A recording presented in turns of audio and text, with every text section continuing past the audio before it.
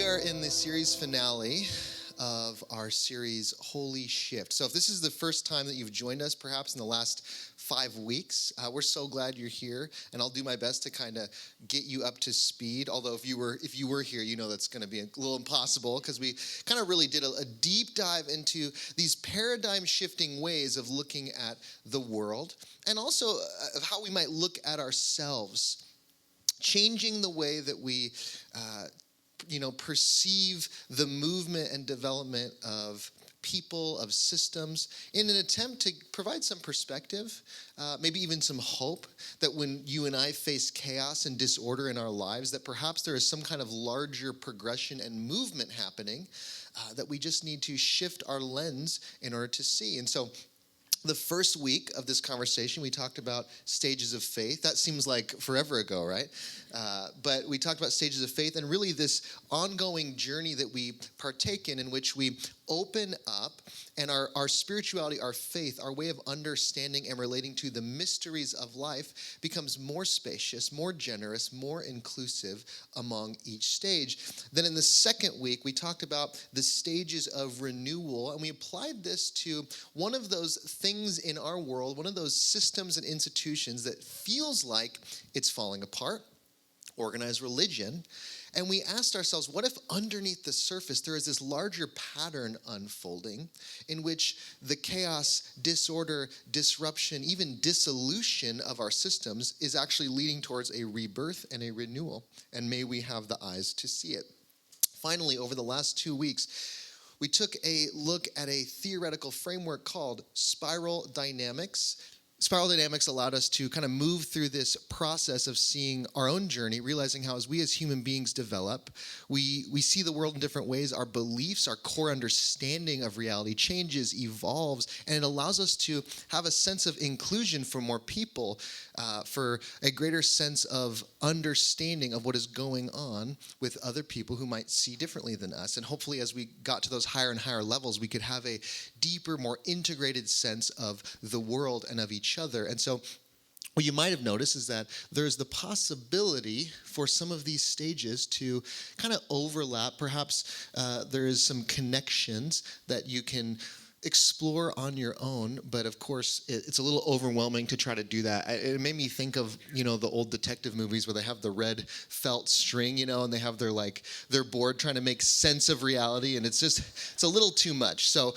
for today's purposes, as we end this series, in many ways, I want to simplify the conversation down to its core, and what I think of as its core is love.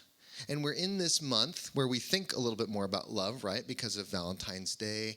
And of course, our motto here in this community is love, period. And so my hope is that as we look back at the different sort of frameworks that we explored throughout this series, that we see that love is really the through line. Love is the thing pulling us towards deeper and deeper stages of growth and evolution. Because as we move through each stage, our capacity for love, our capacity for care of the other, it grows along the way. And so we're going to simplify it down using love as that core. And today I'm going to use the words love and the word care as kind of interchangeably, because in many ways, when we think about love, we think about our lives, so much of it revolves around who we care about and who cares about us. That in many ways, a life worth living is a life of love, and a life of love is a life where you are cared for, and people in your life, you extend care to them, right? And we think about who is in our circle of care. Certainly, there is an element and a dimension of our lives where we love and care for ourselves, but we also have partners and spouses who love and care for us, and we care for them. We have family, right? Friends. Of course, we have our pets, and I know many of us here at Aldea, we have an easier time loving our pets than most other humans. And then, of course, we have a love that we extend to those outside of our closest, most intimate circles. Perhaps even we would say that we have a sense of love and care and compassion for people on the other side of the world, people who we've never met. But we can all recognize that in many ways, this sense of care is what drives our lives. That the majority of the things that we do in life, the vast majority of the time that we spend in life, is devoted to tasks and things that revolve around the people that we care about, right? Think about work. You are, in many ways, going to work so you can provide for people and provide care for people. Chores, tasks, right? So much of our lives are about those that we care about and those that care about us. And this really leads us to the idea of belonging, which is so crucial to who we are as human beings. And we're going to explore a little bit more of this later, that belonging is about care, right? Those that we care about, and being cared about. And so in this series, Holy Shift, we've been really talking about our capacity expanding, our understanding expanding, and our ability to love and care for others expanding as we evolve and our consciousness evolves every step of the way. So the framework that we're going to be using today, the conversation is built around this idea of circles of care. Who is included in your circle of care? How large can you make your circles of care? And at each stage, our capacity for care is going to expand.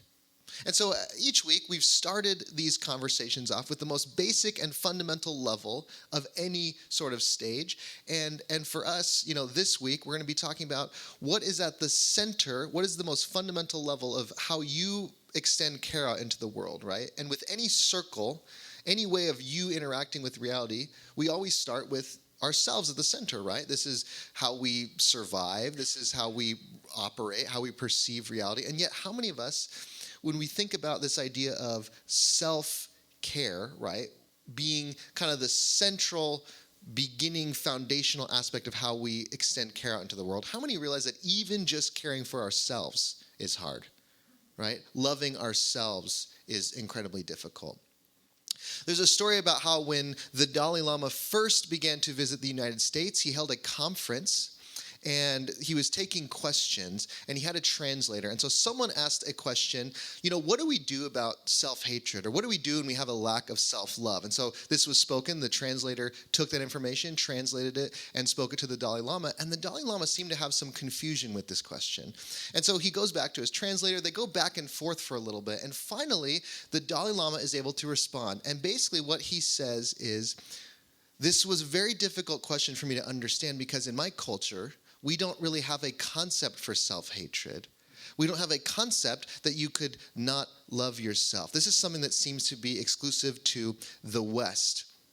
And what this shows me is that I have a lot more to learn about spirituality as it's expressing itself through culture than I realized. And so when we come here and begin our work here in the West, this is where we're going to start with this idea of self-love.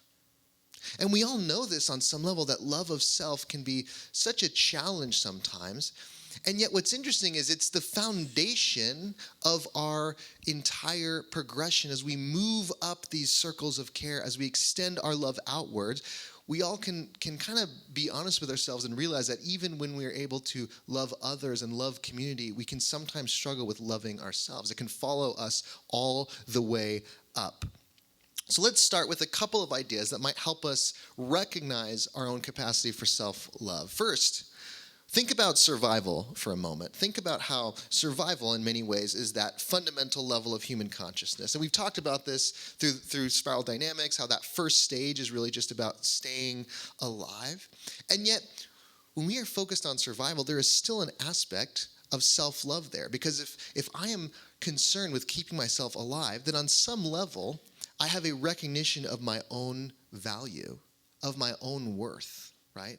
And so even at that base level of survival, we can start there and say that there is a component of self-love there. And then we move out to things like self-care, which is a word or a phrase that I know for some of us, it still provides some confusion. Like, what are we talking about when we're talking about self-care, right? And sure, it can mean a pedicure or it can mean 18 holes, right? Or for me, sometimes it means coming home with a Costco rotisserie chicken, and if no one's around, I can really tear into it. And that is a level of self-care that I experience. But I think on a deeper level, there is this aspect of self-care that is truly nurturing your own soul's growth. think about what Michelle said, that sometimes the hardest thing we could do is ask for help, and yet there is an act of self-care when we can extend our own vulnerability to say, I need someone to take care of me. That can be an act of self-care. I was thinking the other day, a friend said to me, take care of yourself. And I was thinking about this phrase that we often use with one another in greeting, in passing. Take care of yourself, take good care. And I thought for a second, what if we extended that out for a second? What do we really mean when we say take good care? Maybe what we're saying is, I hope you take care of yourself because you are worthy of being taken care of. And no one is going to be able to take better care of yourself than you, right? So imagine next time you say take care to the cashier, like that's what you actually mean. Say that whole thing, right?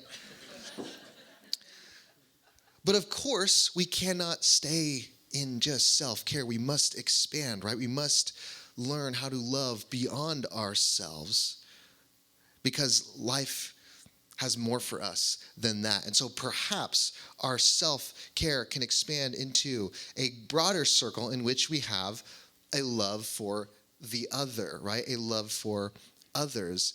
And in many ways, this is our ability to engage in relational care. Now, it's fascinating that I love the image of circles because in many ways, these different stages are nested in one another.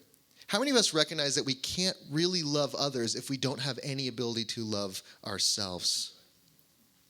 And so this relational care is so much of what we're talking about when we talk about love, especially in our culture today, right? Whether it's Valentine's Day or a Hallmark card or a country song, right? Or I love you, right? We're talking about that connection between individuals. And so this is usually where we sort of live when we're using that phrase love. And I'm excited to kind of move beyond that, but I do want to go on a couple tangents for a second.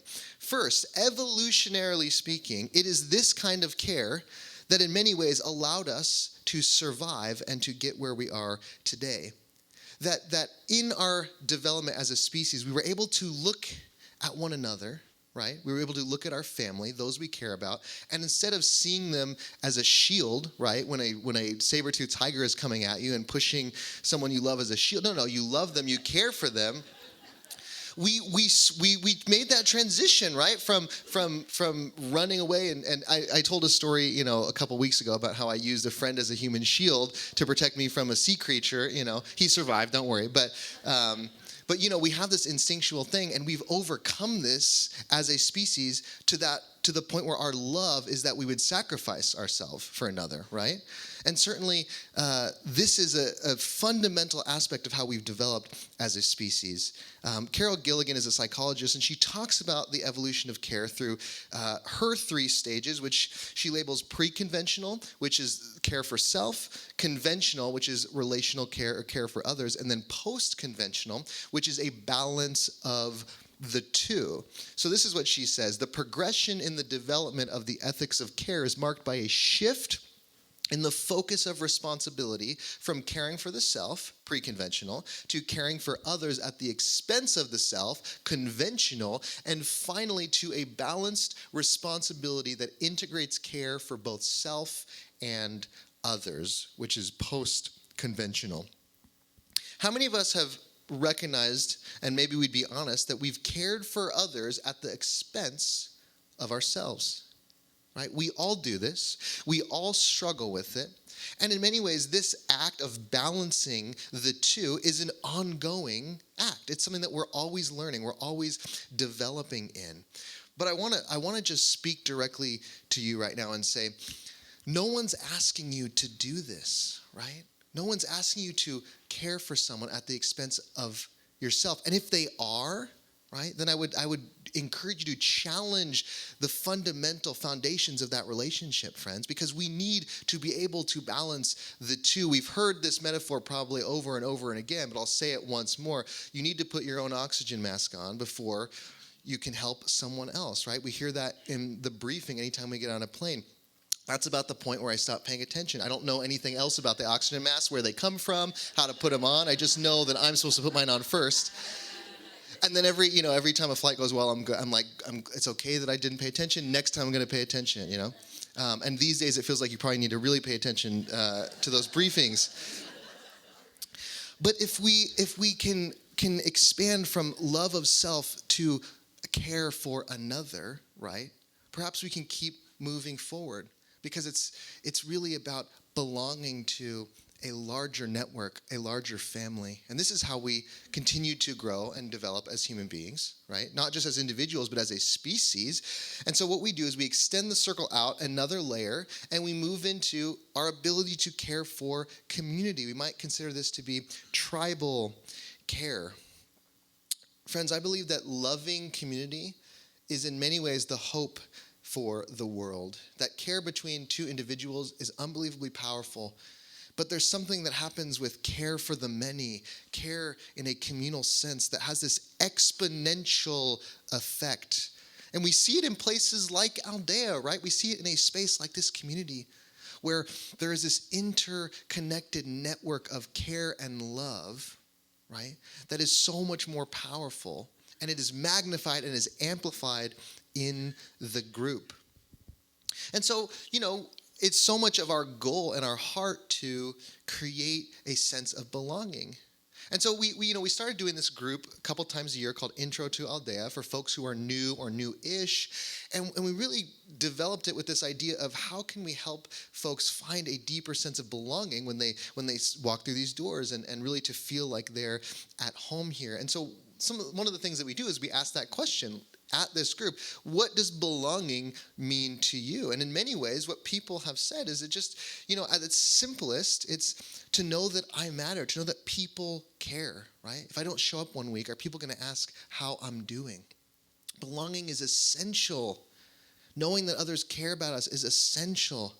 We've talked about Maslow's hierarchy of needs, how our needs become more sophisticated as earlier ones are met. So we start with our survival needs, right? We all need food, water, shelter.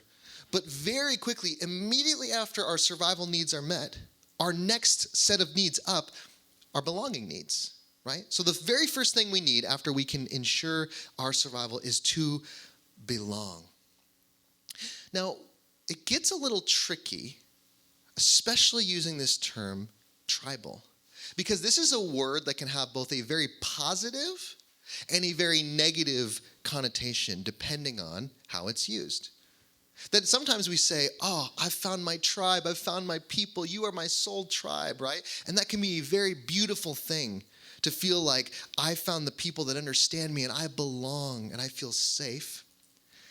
And at the same time, that word tribal can also be used as a word of exclusion, right? Tribalism, we belong, you don't. Right? And so this one word can have two very different meanings. It sounds the same coming out of the mouth, and yet it can mean two very different things. It's almost like there is this wonderful meat substitute loved by vegans everywhere called Satan. Not to be confused. Not to be confused with the Dark Lord. The word tribe, used in terms of expansion, right, used in terms of finding belonging, can be incredibly life-giving. The word tribal, used to describe contraction, used to describe a sense of these are the borders of who's in and who's out, right? This can be devastating. And I know I've experienced this in my own life when it comes to my experience with religion. I grew up in evangelical Christianity, and there was a point in my life in which it was the most life-giving expansion that I experienced in my church community, right? In my upbringing, and that was true for me. Maybe that was true for you. Sometimes we're able to look back and go, hey, at that stage of development, that was the best thing for me. But there came a point where I began to realize that there also existed a tribalism that dictated who belonged and who didn't, on the cosmic level, on the level of who has eternal belonging and who doesn't. And that was something that I could no longer move forward in. Richard Rohr, the Catholic priest, the mystic, the author, he says, the moment we make God a tribal deity, we have made an idol. The divine is not contained within borders, flags, or a single nation's cause. How much of the worst of humanity comes from making God a tribal deity, making an idol out of the divine, right?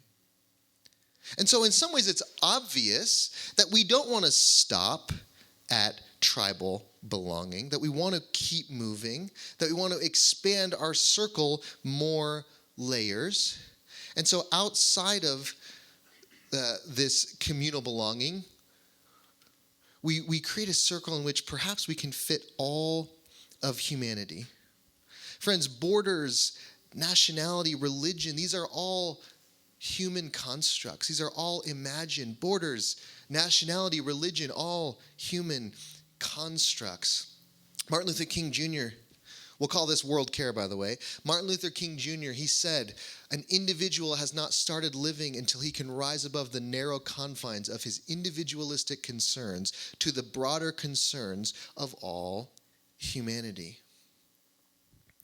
Right? And so what happens is that it requires us to go back to the beginning for a second, to love ourselves so that we can love someone else, right? And if we can love someone else, then we can extend that love to a group, to our tribe, our community.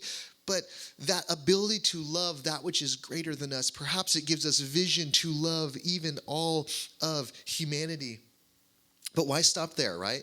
And we're just talking theoretically for now, right? We're just giving ourselves a picture of what's possible.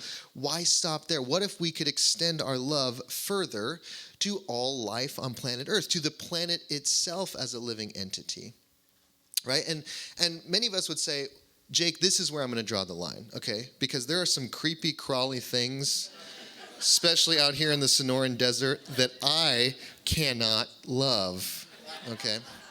On the count of 3, I want you to shout out the animal or the creature or the critter that you just most despise. Okay, 1, 2, 3.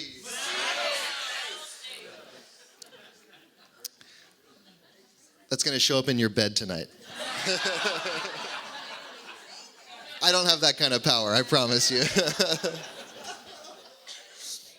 Friends, there's practices for that. There's help for that. And those practices actually come from and are embedded in our spiritual traditions. For example, we have the metta meditation, the loving kindness meditation that maybe some of us had experienced from the East, right? And this is a meditation where you are systematically extending your loving awareness outwards to include all sentient beings.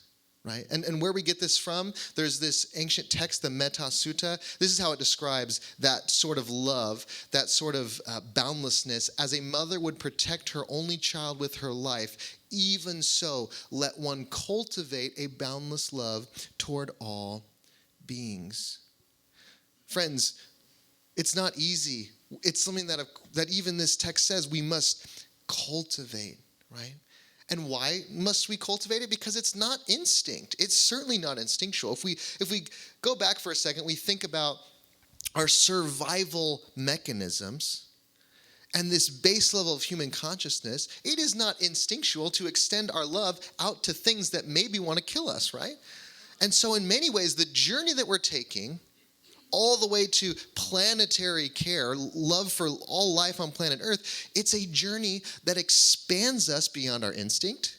It expands us beyond our impulse, and it expands us beyond our tendencies. In many ways, we are reprogramming our brain to the speed of our souls so that we can experience more and more of what's actually possible for us as human beings. And I think that this has great potential to give us a sense of peace and harmony with the world that we will not find until we can reach levels like this, or as Albert Schweitzer says, until he extends the circle of his compassion to all living things, man will not himself find peace. Maybe we can survive, but we will not find peace. So I want to switch gears for a moment, because up until now, you might have found yourself saying, oh, well, this is so nice, how beautiful, loving everyone, loving everything, more love, more compassion, how fantastic. I'm going to walk away feeling so good. How many of us know that what we're talking about today is one of the hardest things that we could possibly do in life, even moving from one level to the next, even just loving ourselves. Let's just start with ourselves for a second, right? No one's stuck with you more than you. As Groucho Marx said, I don't want to belong to any club that would accept me as a member. I feel that. Loving others is often the source of our greatest pains, right? Much of the greatest failures of love that we experience in our lives, they come from our connections, our relationships, right? Who of us has not felt some pain based on a relationship, right? Family, friends, whatever it is, right? And so it can be really, easy to say, oh, I love everybody, but then there are specific people that have really deeply wounded us. Albert Einstein said it his way, I love humanity, but I loathe people.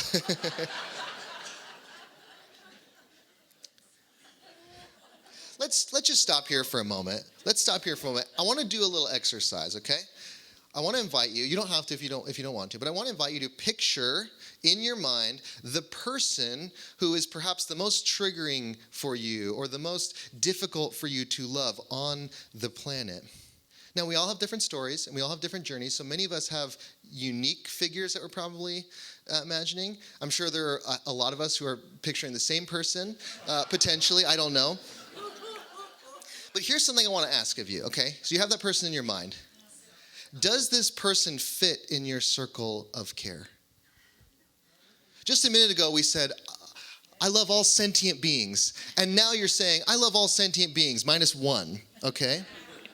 Friends, fitting someone in your circle of compassion doesn't mean embracing or empowering or endorsing all their ideas. We talked during this series about the paradox of tolerance, how we need to be very careful about what we are tolerant of, lest we allow intolerance to breed, right? But there's also this understanding that we must hold at the same time, that all beings have an inherent worth, an inherent value, that all beings are carriers of the divine spark. And so, yes, this can be the most difficult experience that we have in life, very much so.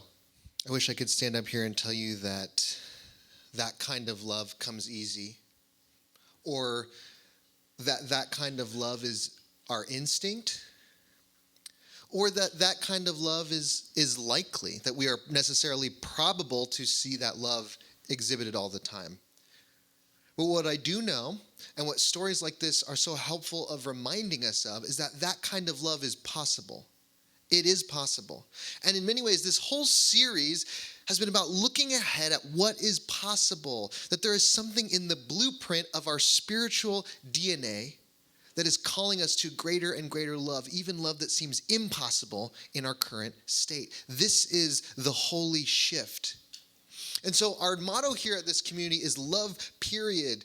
And I think of love, period, as an invitation to help us break beyond this sense that, oh, well, I will care about you. I will include you in my circle of care if you look like I do, or you believe all the same things I do, right? If we have the same exact values and agree on everything.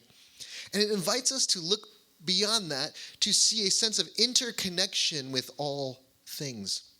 That in a way that we're not always able to fully understand or articulate, we understand that my well-being is tied up in yours, right? That all of our well-beings are interconnected. And we know that this is a conversation that in many ways is happening in a mass scale in our culture today. But friends, I'm hopeful that we are witnessing a transition point. Maybe this is why it feels so difficult right now. But here's the reality. Transitions into higher levels of understanding and love and consciousness always are initiations. Dan Millman says that every positive change, every jump to a higher level of energy and awareness involves a rite of passage. Each time to ascend a higher rung on the ladder of personal evolution, we must go through a period of discomfort, of initiation. I have never found an exception. There is an expansion at each level that includes the breaking of the old, the breaking of the previous container. Jesus used the metaphor of a wineskin. He said, do not put new wine in an old wineskin, for it will burst. And sometimes, friends, our old wineskins need to burst when we get a new understanding, a new picture of what love can look like in our lives and in the world. It requires us to break our old frame, our old container. And so growing can feel uncomfortable. Growing and evolving can feel like dying, but we also must have the hope that something is being born. Maslow, from whom we get Maslow's hierarchy of needs, says at any moment you have a choice to step forward into growth or step back into safety. So perhaps we are experiencing a global rite of passage, and certainly we can say, well, this is horrible. I can't do this. I'm just going to bury my head in the sand. Or we could lean in. We could say it's time to step up. And why? Why even do that? Why go through the effort? Friends, I believe that when we step into the work of expanding our own hearts, regardless of what others are doing, that we are following a universal pattern. Think for a second about just the last 4 weeks and kind of this idea that whether it's circles or stages, that there is this sense of movement and evolution. And I want you to just visualize for a second, what might these circles look like in 3 dimensions, right? Well, it might be something like this, sort of like a cone or a funnel or a bell shape, right? That as we are sort of expanding at each level, there is this opening. I want you to hold this image in your mind, that this is how we evolve through the world. It's very much like the spiral from Spiral Dynamics, if you recall, and it's that at each stage there is a greater sense of love and capacity. Okay, so hold this in your mind. Now, I want to show you what scientists and theorists, what they give us when we ask for a visualization of how the universe has been expanding from the Big Bang until now. And this is what they render for us.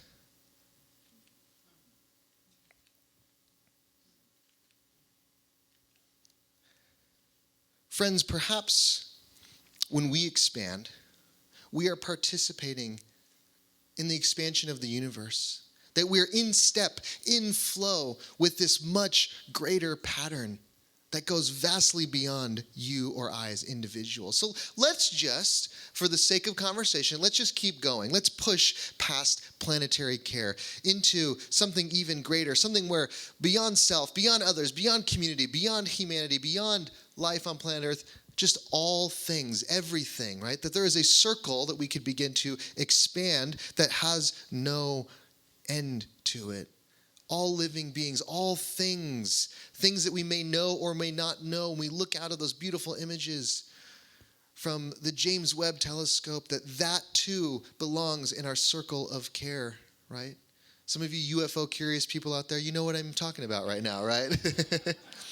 And you might be out there saying, well, I don't understand what it would even look like to extend my sense of love and care to the whole universe. That doesn't even make sense to me. Thich Nhat Hanh, I love how he articulates this. Because you are alive, everything is possible. The entire cosmos has come together to make your existence possible. You are not a separate entity. You are the universe itself. May we begin to, even just in the smallest increments, see ourselves in this way. And to recognize that expanding is the name of the game. Certainly, that is why it feels discouraging to live in a time where we look around and what we see is a collective contraction, right? So much fear of the other. But friends, the cosmos has been at it for 13 billion years, and it shows no signs of stopping. So I encourage you with this. When we expand, we are expanding with the flow of reality. When we contract, when we close ourselves off to the other, we are actually resisting the very current and direction of the universe. So, as we close this series, Holy Shift, may we remember a few things. May we remember that as we move along these stages, that all of these stages, they take place within you. It's not a matter of ascending to a higher and higher stage in order to become better than anyone else. It is about an increased awareness that everyone and everything belongs. As we grow, as we ascend, as we expand, may we remember that we do it on behalf of humanity. We do it on behalf of the universe, that we are participating in this larger expansion. And yeah, the challenges that we face show no signs of stopping, but neither does that expansion of the universe, and it's been at it for much, much longer. So friends, when we go through change, when we go through disruptions, and when we go through shifts, may we see them as holy shifts.